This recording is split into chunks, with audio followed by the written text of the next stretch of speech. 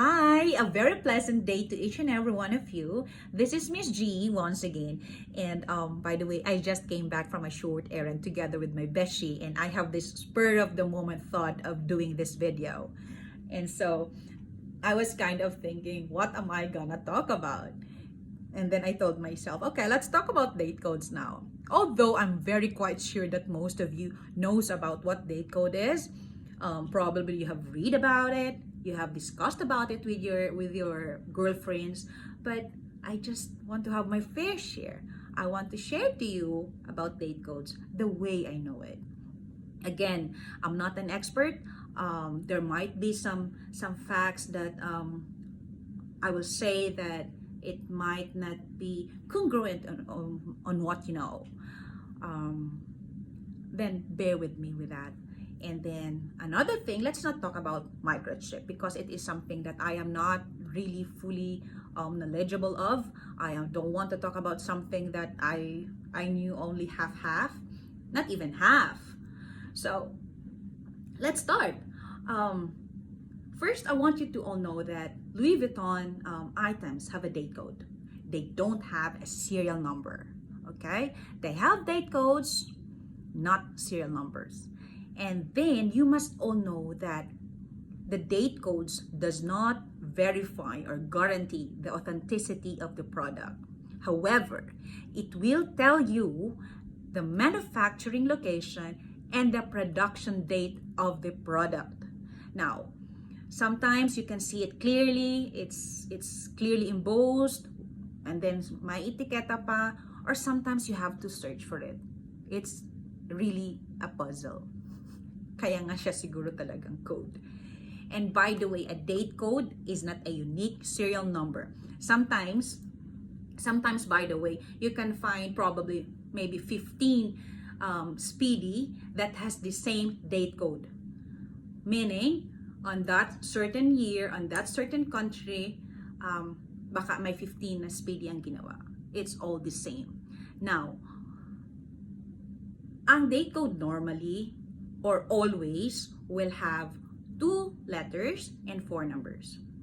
The 2 letters will tell you the country where the item is being manufactured. The 4 numbers will tell you the manufacturing week or the month and the year. Take for instance, if it will say FL 3147. Just an example. So FL would mean that it is made in France, and the 3, I said 3147, so meaning the first number and the third number will tell you the month or the week that it was manufactured, and then the second number and the last number will tell you the year. So as I was saying earlier, it was FL 3147. So that is made in France on the 34th week of 2017. So there you go, you will know right away. Kaya pala magkapareha kami ng date code. For example lang ha, baka si Speedy or for example si Kipal, magkaiba kayong friend, but pareho tayo. So it's not something, it's not a unique serial number. It is a date code. So, ngayon nga, it's kind of different dahil sa microchip. So I would not really know if it's still on the same what you call this one, sequence, or the same thing that sa pagkakaalam ko. And by the way, kaya din siguro they opted to do the microchip because the date codes, by the way, are being faked na. It's easy to counterfeit the items. So well, I understand them if nag-microchip na sila. And by the way, another fact that I want to tell you is that prior to 1980, walang date codes ang Louis Vuitton. Yes. And sometimes, if meron man siguro, it's something probably that I'm not really sure of. Baka na-fade out na kasi nga sa tanda na niya. So kung before 1980, that's around about 40 plus years old. Here, I want to show you my vintage cosmetic pouch. Kasi this one, it's a pre-loved. I got this from a pre-loved store of my friend. So, sinabihan ko kasi siya that I want to have a vintage one. Kasi nga, if vintage yung leather, talagang napakaganda. Come on, let's face it, hindi naman immortal si LV. Yung basta pag luma siya, vintage siya, para sa akin, the better for me. Basta ang sarap niyang hawakan pag vintage, gustong gusto ko. On the other hand, one thing I noticed, kaya nga I'm quite sure this must have been manufactured before 1980 or probably 1980. Kasi nga, hinalughog ko na to siya. I really couldn't find any date code. However, oh, by the way, I have to show you inside kasi sobrang linis pa siya. Okay? There's a pocket here and 3 garterized thingy, probably for the makeup or whatsoever or brush. And also, I don't use this just as a cosmetic or a toiletry pouch. For those who know me, nakikita nyo ako nito at work. This is where I put all my stuff. Handy-handy lang kasi siya, ganun lang siya ako. So, eto siya, I couldn't find any date codes. I don't know if na-fade away lang siya kasi nga vintage na siya or talagang wala. So, I'm guessing this has been made before 1980. However, I found something here na etiketa siya which says Louis Vuitton Paris made in France. Etong ganito. Now, I started researching, and some of the items nga before 1980, they have only like this. So I'm very quite sure that this baby of mine is a vintage one, and it's not a fake one.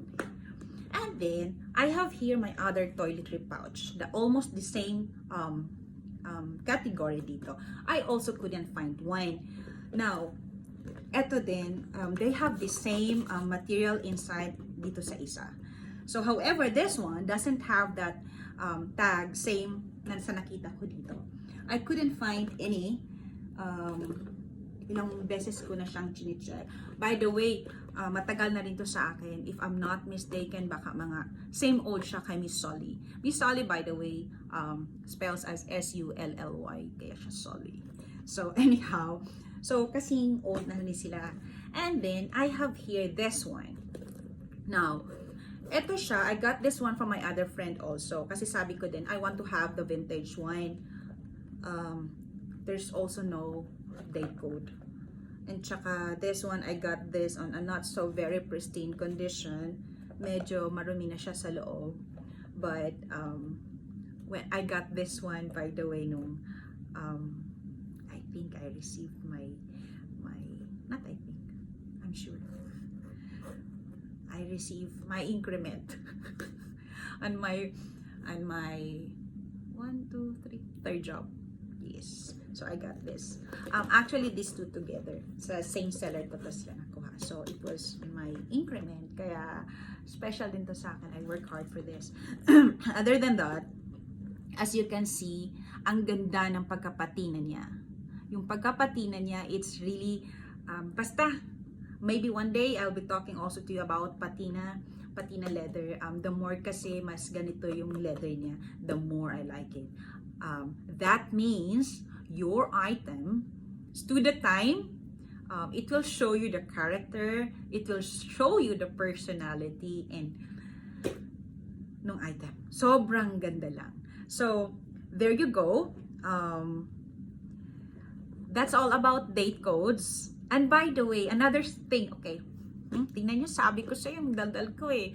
One thing, the date codes, by the way, as I've said nga, diba, it will not verify or guarantee you the authenticity of the item. It's just one of the puzzles. Kasi nga, there's a lot of means in order for somebody to authenticate. I'm not trained also, but yeah, medyo makikita ko na pag kahit malayo pa. Kasi nga, when it comes to authentication, you have to check the symmetry, the linings, even the hardware, there's a lot of things, even the stitches. Yeah, there was one time that I was even studying about the stitches. By the way, it will not also apply to all the stitches of the other item. I was studying before sa stitches ng Speedy. So there's a lot of things to consider. You don't, it doesn't mean that there's a date code that's already original, and lalo na siguro ngayon. Thank you so much for watching once again, and I hope I gave you a little bit of, let's call it a refresher course, or LV 101, date code 101 from Miss G. Bye! Thanks for watching!